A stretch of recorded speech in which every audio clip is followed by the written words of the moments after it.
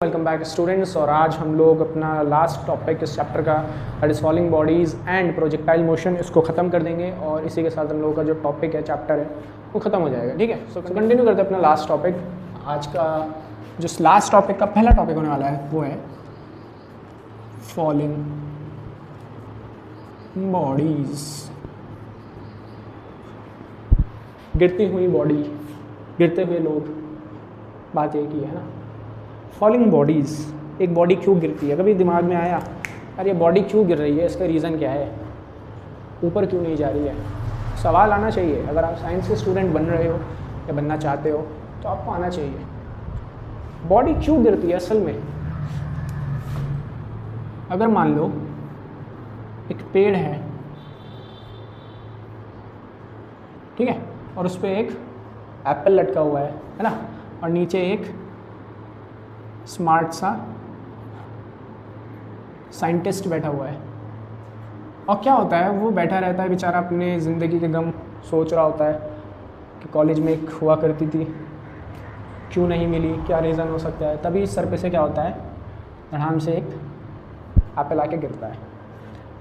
और भाई साहब का जो और दिमाग गुस्से में था वो और ख़राब हो जाता है। बोलते हैं एक तो वैसे ही परेशान हूँ और ऊपर से ऊपर वाला भी मेरे मज़े ले रहा है। तो बोलते हैं अब मैं ये जो गुस्सा है, ये जो अपना एंगर है, ये जो फ्रस्ट्रेशन है, इसको मैं पूरी दुनिया में बांट दूँ। और इस इंसान ने क्या करा, सेब को पकड़ा, खा गया और खाने के बाद बोल दिया इट्स अ ग्रेविटी।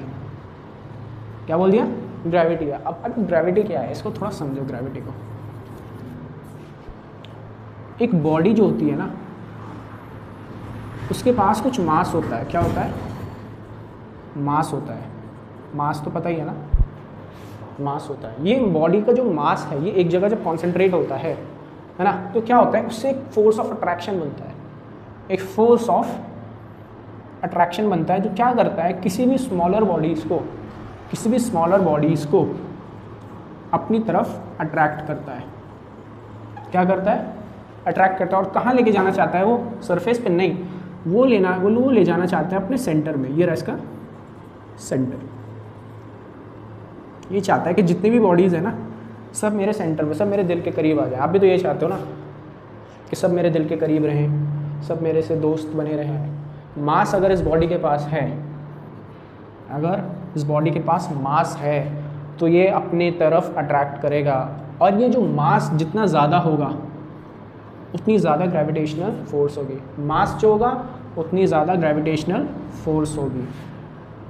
एक और चीज़ भी है जिसका रीज़न देते हैं कि ग्रेविटॉन्स करके ना एक पार्टिकल होता है, उसकी वजह से भी ग्रेविटी होता है। बट हमको नहीं पता होता है नहीं होता।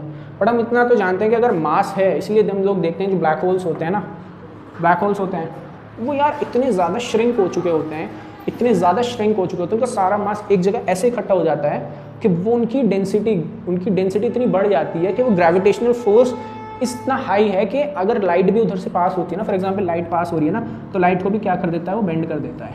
क्या कर देता है? लाइट को बेंड कर देता है। क्यों? क्योंकि उसकी ग्रेविटेशनल फोर्स इतनी हाई है। और वो हाई क्यों है? फॉर एग्जांपल ये अगर ब्लैक होल है तो उसमें मास होगा, आमतौर पे मास डिस्ट्रीब्यूटेड होता है। इसका जो मास है वो एक जगह इकट्ठा हुआ, वो इकट्ठा होने से क्या हुआ, इसकी जो मास डेंसिटी थी वो बढ़ गई। उसकी वजह से क्या हुआ, जो अगर लाइट भी पास हो रही है ना, देखो लाइट भी पार्टिकल है, आप 11th में पढ़ोगे है ना, तो वो भी क्या हो रही है, बेंड हो रही है, इसके करीब जा रही है। तो दैट इज़ ग्रेविटी। समझे? तो एक जो बॉडी है वो अर्थ की तरफ, ज़मीन की तरफ गिरती है, उसका मतलब ये है कि उसको एक फोर्स अट्रैक्ट कर रही है जिसको हम बोलते हैं ग्रेविटी, है ना। पॉइंट लिखो।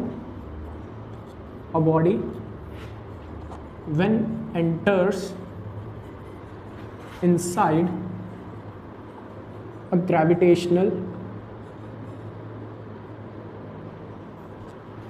field of a highly massed body when enters inside a gravitational field of a highly massed body gets attracted towards the center of that big body कर देता हूँ, है ना, हाईली मास्ड या big body, for example earth, है ना। This attractive force is known as gravity और gravitational force. ठीक है, तो ये क्या कहलाएगी? Gravitational force. ये मैंने एक जो वर्ड लिखा है ना यहाँ पे ग्रेविटेशनल फील्ड, इसका मतलब क्या होता है? देखो एक बॉडी होती है ना, अब ऐसा तो है नहीं अर्थ है तो अर्थ की ग्रेविटेशनल फील्ड पूरा अपना यूनिवर्स में होगी, नहीं, उसकी भी एक फील्ड होगी, एक लिमिट होगी। अगर वो कोई भी बॉडी जैसे आपका सैटेलाइट्स होती है ना, वो अर्थ की ग्रेविटेशनल फील्ड के लिमिट में घूमती है, ठीक है, कहीं कहीं टॉप पे वो रोटेट करती है, रिवॉल्व करती है ना। तो अगर आपकी फील्ड उस फील्ड के अंदर है, अगर आपकी बॉडी उस ग्रेविटेशनल फील्ड के अंदर है, तो वो एक्सपीरियंस करती है अट्रैक्टिव फोर्स, जो क्या करती है, उसको ट्राई करती है कि वो अपने सेंटर की तरफ ले आए, ठीक है, that is called gravitational force. समझे? ग्रेविटी की वैल्यू, ग्रेविटी को हम जी से डिनोट करते हैं और उसकी जो वैल्यू होती है वो अप्रॉक्स होती है 9.8 और 10 मीटर पर सेकेंड स्क्वायर। ठीक है, अच्छा चलो, फॉलिंग बॉडी समझ में आया, ग्रेविटी उसको पुल करती है, ये बात समझ में। अब अगर मैं आपसे ना एक क्वेश्चन पूछता हूँ कि फॉर एग्जांपल मानो एक कंक्रीट का ब्लॉक है, क्या है ये? कंक्रीट का ब्लॉक है, ठीक है, और एक जो है ना, क्या ले लें, पेपर ले लें,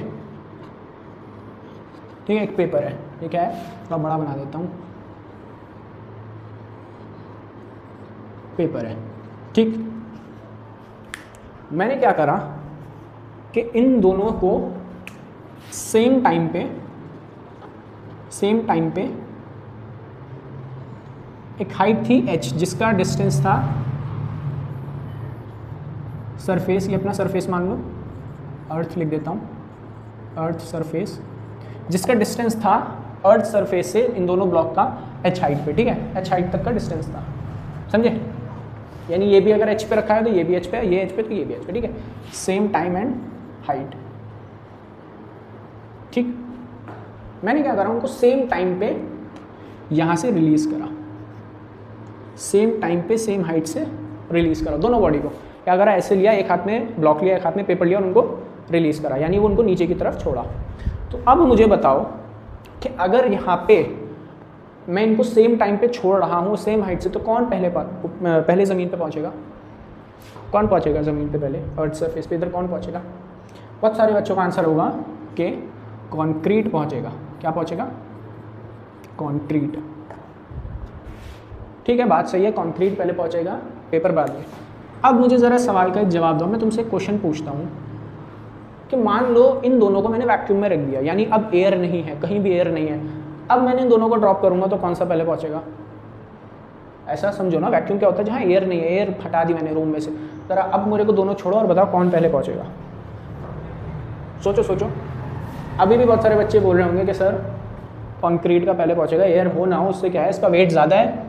बच्चे क्या बोल रहे होंगे, सर अरे ये कंक्रीट है, इसका वेट ज़्यादा है, ये पत्थर है, वो सॉरी पेपर है, इसका वेट कम है तो इसलिए लेट पहुँचेगा। बट ये गलत लॉजिक है। क्यों लॉजिक है? ग्रेविटी जो होती है ना, ग्रेविटी जो होती है ना is constant for all objects, ठीक है। ग्रेविटी क्या होती है? ये कांस्टेंट होती है सारे ऑब्जेक्ट्स के लिए। इसका मतलब क्या है इस लाइन का, कि चाहे वो कंक्रीट का ब्लॉक हो या पेपर हो, इस पे सेम ही फोर्स लगेगी, दैट इज 9.8 मीटर पर सेकेंड स्क्वायर। सेम ही एक्सेलरेशन के साथ वो नीचे आएगा। मुझे मतलब नहीं है कि वो कंक्रीट का फेंक के मारो या पेपर फेंक के मारो, आएगा सेम टाइम पे। बोलोगे सर ऐसे कैसे? अभी मैं फेंक के बताता हूँ। तुम लोगों ने बहुत सारे ने एक जगह हैवी सा कुछ ऑब्जेक्ट ले लिया होगा, एक जगह पेपर फेंका होगा, दोनों को सेम टाइम पे पहुँचा होगा, वो सॉरी अलग अलग टाइम पे पहुँचा होगा। बोलोगे सर गलत पढ़ा रहे हो। नहीं, अभी मैं बताता हूँ रीज़न क्या है। देखो जब आप, तो इसका रीज़न क्या होता है, जब आप एयर के मीडियम में जब आप इसको फेंकते हो ना, जहाँ एयर है, जैसे अपना नेचुरल अर्थ का सरफेस होता है या आपके रूम का होता है ना, एटमॉस्फेयर होता है, तो वहाँ क्या होता है, एयर प्रेजेंट होती है। क्या होता है?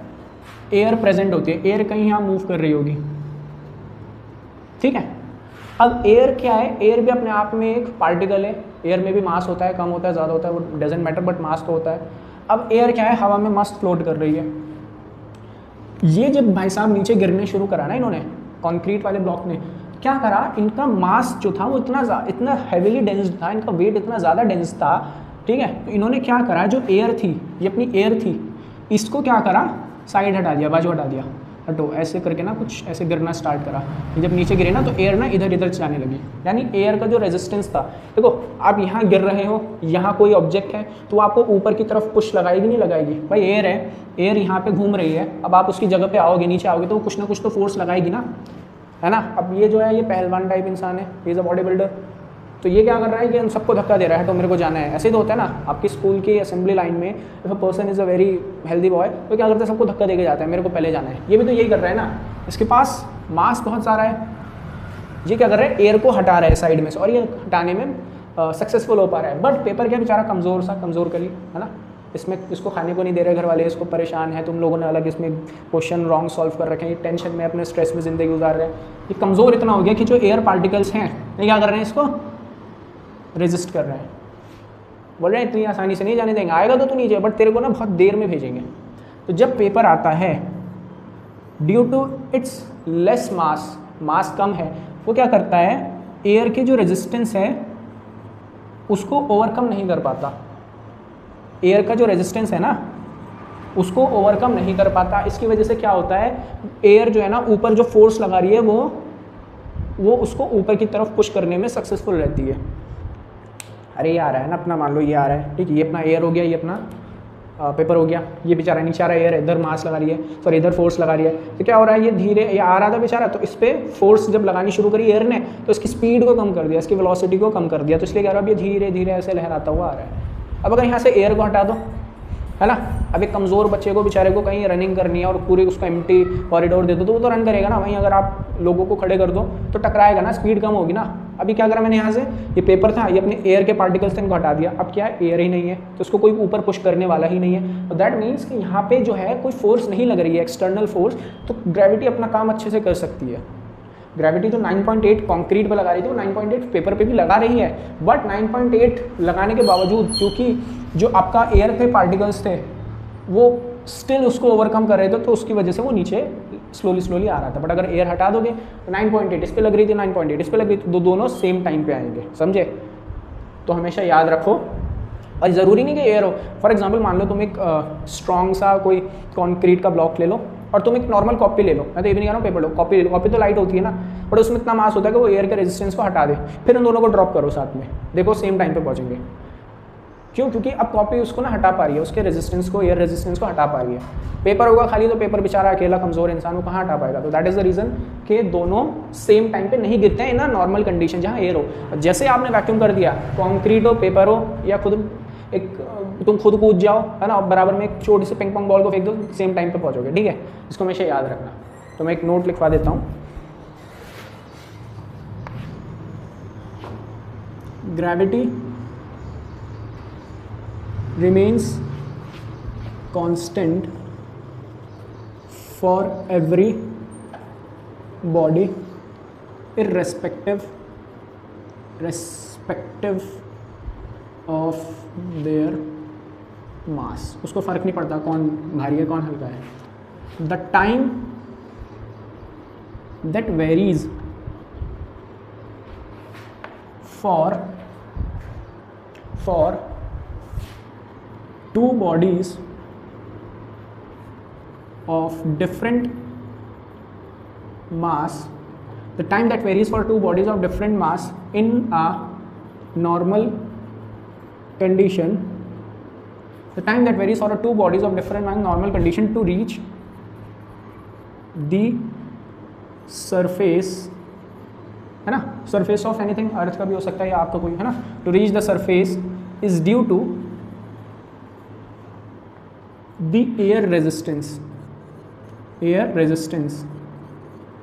that acts upon the bodies, ठीक है। The body with higher mass replaces या rejects कर दो इसको, rejects the air resistance acting upward against the gravity the body with the higher mass rejects the air resistance acting upward against the gravity, इसको पूरे को उसमें ले लो, ठीक है। Whereas the body of less mass fails to do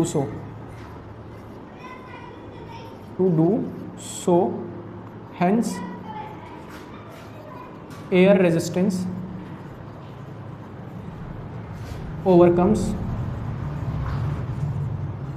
gravity's pull, ठीक है। और इसका लिख लेते हैं 9.8 मीटर पर सेकेंड स्क्वायर, ठीक है। तो ये तीनों पॉइंट समझ में आए, ठीक है। इसका एक क्लासिकल एग्जाम्पल कौन सा होता है, सिंपल सा है एग्जाम्पल, पैराशूट ग्लाइडिंग, है ना। पैराशूट ग्लाइडिंग में क्या होता है, क्योंकि एयर प्रेजेंट होती है तो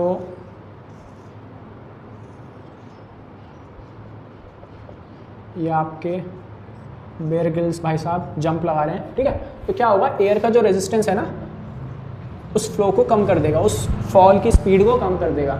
और जहाँ पे स्पीड लग रही थी जी की 9.8 मीटर पर सेकंड स्क्वायर, ठीक है, एक्सेलरेशन हो रहा था ड्यू टू ग्रेविटी 9.8 मीटर पर सेकंड, वो घट के कुछ कम हो जाएगा, घट के एक्सेलरेशन जो अब पैराशूट खुलने के बाद है वो घट के कम हो जाएगा, तो इसलिए क्या है सेफली लैंड कर देगा, ठीक।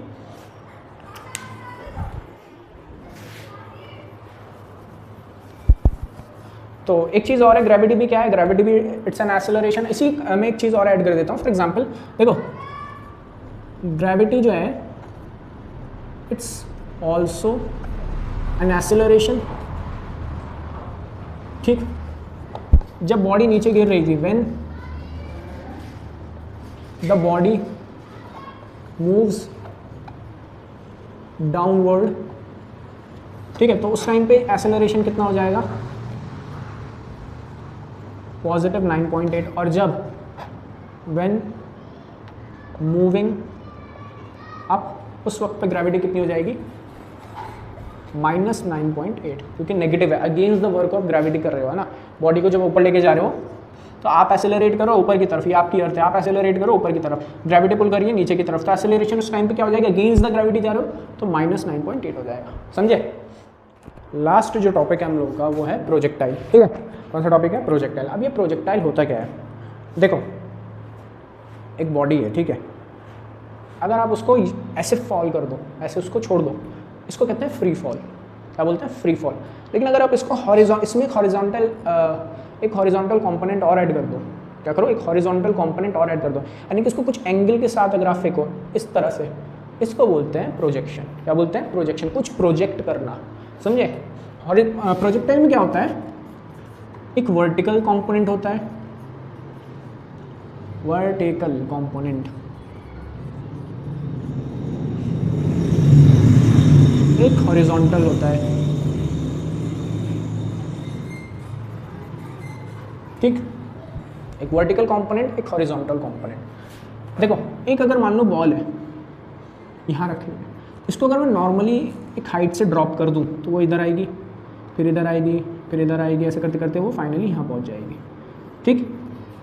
अभी प्रोजेक्टाइल में क्या बताया, अगर इसी को, इसको, ये तो हो गया आपका वर्टिकल कंपोनेंट,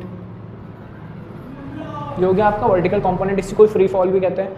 इसी बॉल को अगर मैं थोड़ा सा हॉरिजॉन्टल कंपोनेंट दे दूँ, हॉरिजॉन्टल बोलते हैं ऐसे, इस लाइन को हॉरिजॉन्टल बोलते हैं, यानी कि इसको मैं इस तरह से अगर फेंकूँ तो ये मेरा कहलाएगा प्रोजेक्टाइल।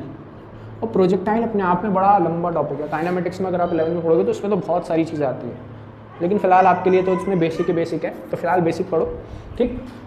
तो क्या बताया मैंने, एक वर्टिकल कंपोनेंट और ये हो गया हॉरिजॉन्टल कंपोनेंट। हॉरिजॉन्टल कौन सा वाला है, ये देख रहे हो, अगर यहाँ एक ड्रॉ करो तो ये आपका हॉरिजॉन्टल हो गया, ठीक। अच्छा, प्रोजेक्टाइल क्या कहता है कि horizontal component and vertical component are independent. इसका मतलब क्या है कि हॉरिजॉन्टल कंपोनेंट और वर्टिकल कंपोनेंट इंडिपेंडेंट है, यानी कि एक दूसरे पे उनका कोई फर्क नहीं पड़ता। इसका मतलब क्या है मैं बताता हूँ। देखो ग्रेविटी मैंने अभी बताया था सब पे 9.8 लगाती है, ठीक है। अच्छा होता क्या है ना, देखो ये मैं इन दोनों को ऐसे छोड़ रहा हूँ तो सेम टाइम पे पहुँच रहे हैं, सेम मास के हैं, ठीक। इसी को अगर मैं ऐसे करके छोड़ दूँ, एक को तो मैं ऐसे छोड़ रहा हूँ, एक को मैं कुछ ऐसे करके छोड़ रहा हूँ, तो अगर मैं इन दोनों को एक को तो मैं वर्टिकल कंपोनेंट फ्री फॉल दे रहा हूँ, एक को प्रोजेक्टाइल दे रहा हूँ, तो क्या देखोगे कि अभी भी दोनों बॉडीज जो है सेम टाइम पे गिरेंगी। क्या कह रहा हूँ, सेम टाइम पे गिरेगी। इसी डायग्राम को थोड़ा सा अच्छे से अगर आप बनाओ ना, ये मैं छोटा बनाता हूँ थोड़ा सा, रुको। ये आपकी बॉडी थी, ये तो आपका हो गया वर्टिकल कंपोनेंट, इसी को यहाँ से फेंका और एक हॉरिजॉन्टल कंपोनेंट के साथ फेंका, ठीक है। ये आपकी यहाँ आई, यहाँ आई, यहाँ आई, यहाँ आई, यहाँ आई, तो क्या होगा, ये दोनों का सरफेस पे पहुँचने का जो टाइम होगा ना वो सेम होगा। बड़ी अजीब बात है, सब बोलोगे सर ये कैसे पहुँचे हैं, कैसे पॉसिबल। अगर आप मैं ऐसे करके कुछ फेंकूंगा तो और मैं ऐसे करके कुछ फेंकूंगा, दोनों में टाइम अलग अलग लगेगा, ठीक है। तो आप बोलोगे सर ऐसे फेंकूंगा, मैं ऐसे फेंकूंगा, तो डिफरेंट बात है, दोनों कैसे पॉसिबल है कि दोनों साथ में पहुँचेंगे। इसका मैं आपको एक क्लासिकल एग्जांपल, देखो ये वैसे तो प्रूव्ड है, ये तो साइंटिफिकली प्रूव्ड है कि पहुँचेंगे तो सेम टाइम पे, बट जो आपका क्वेश्चन है वो भी जायज़ है। देखो आप जो बोल रहे हो ना वो एक कंडीशन में पॉसिबल है कि दोनों अलग अलग टाइम पे पहुँचे। वो कब है कि जो हॉरिजॉन्टल कंपोनेंट है ना, ये जो हॉरिजॉन्टल कंपोनेंट है ना ये वाला, अगर आप यहाँ पे क्या करो, इसको थोड़ा सा एक्सेलरेशन दे दो, थोड़ा सा ऊपर की तरफ करके फेंको, थोड़ा सा ऊपर की तरफ करके फेंको, तो अगर आप इसको ऊपर की तरफ करके फेंकोगे ना तो क्या होगा, ये अब एंगल बना के नीचे की तरफ गिरेगा। अब टाइम लगेगा क्योंकि थोड़ा सा अगर मैं सरफेस ड्रॉ कर दूँ एक स्ट्रेट लाइन, तो देखो यहाँ तक जाने के लिए इसने ऊपर गया, यहाँ तक जाने के लिए कुछ ना कुछ टाइम लिया होगा, पहले थोड़ा सा ऊपर कवर करा, ठीक है। और ये चीज़ आपका टाइम वेरी कर देगी। बट अगर ये चीज़ ना करूँ, मैं इसको थोड़ा ऊपर ना भेजूँ बल्कि स्ट्रेट लाइन के साथ ही नीचे की तरफ फेंकूँ, तो सेम टाइम पे पहुँचेगा। क्यों पहुँचेगा? क्योंकि ग्रेविटी को फ़र्क नहीं पड़ता कि आपकी बॉडी ऐसे जाके गिर रही है या ऐसे गिर रही है, आपकी बॉडी हॉरिजॉन्टल कंपोनेंट ले रही है या वर्टिकल कंपोनेंट ले रही है। उसका तो काम, जैसे ही आपने इसको यहाँ से फेंका था ना, जैसे ही छोड़ा था, उसका काम तो यहीं पर ही शुरू हो गया था। उसने क्या काम करा, अगर आप उसको ऑब्जर्व करो ना, तो वो यहीं से ही नीचे लाना शुरू कर दिया। उसको फ़र्क नहीं पड़ता जा रहे होंगे तुम लोग तेज़, उसको फ़र्क नहीं पड़ता, उसने वहीं से ही नीचे लाना शुरू कर दिया। तो जैसे ही आपकी बॉडी गिरे ना, आपको लग रहा है कि पहले तो उसने ये डिस्टेंस कवर करा होगा, फिर ऐसे नहीं, जैसे ही आपने उसको छोड़ा ना, वो ऐसे ऐसे आना शुरू कर दिया उसने। इसी वजह से क्या, वो नीचे आ रही थी, कॉन्स्टेंटली नीचे आ रही थी, ऊपर नहीं फेंका आपने उसको, एक स्ट्रेट लाइन, एक हॉरिजॉन्टल पाथ में उसको फेंका और वो कर्व बनाता हुआ नीचे आया। तो क्या हुआ, ग्रेविटी ने the moment you release the body in a curve path, gravity ने अपना काम करना शुरू करा, उसको नीचे खींचना शुरू कर दिया और वो नीचे आता गया। जैसे कि मैं ये आपका ये है ना, इसको अगर मैं ऐसे करके फेंक रहा हूँ तो ये उसी मोमेंट में नीचे जाना शुरू हो गया जैसे ही मैंने इसको थ्रो करा। इसने वेट नहीं करा कि अभी भाई साहब ग्रेविटी आएंगे, अभी मैं पहले ठहल लेता हूँ, ग्रेविटी भाई साहब आएंगे वो खींचेंगे, ना बाबा ऐसा नहीं है, समझे। तो बड़ा थोड़ा सा कंफ्यूजिंग टॉपिक है, बट एक एग्जांपल देता हूँ, बड़ा अच्छे से समझ में आ जाएगा। फॉर एग्जांपल ये आपकी अर्थ है, ये आपकी अर्थ है, ठीक। आपने क्या काम करा, दो माउंट एवरेस्ट को एक के ऊपर एक खड़ा करा और आपने इतनी हाइट गेन करी। समझ में आया, दिख रहा होगा आई गेस सबको, ये आपकी ये रही हाइट, ठीक है, ये आपकी अर्थ है, ठीक। और आपने क्या करा, यहाँ खड़े हुए हैं खुद, और यहाँ से ना अब 2-3 बॉडीज़ को, बॉल्स को फेंकना शुरू करा। क्या करा, बॉल्स को फेंकना शुरू करा। एक आपने बॉल फेंकी फ्री फॉल, तो आपको पता है 9.8 मीटर पर सेकंड लग रहा होगा, वो टी टाइम में पहुँच जाएगी, ठीक है।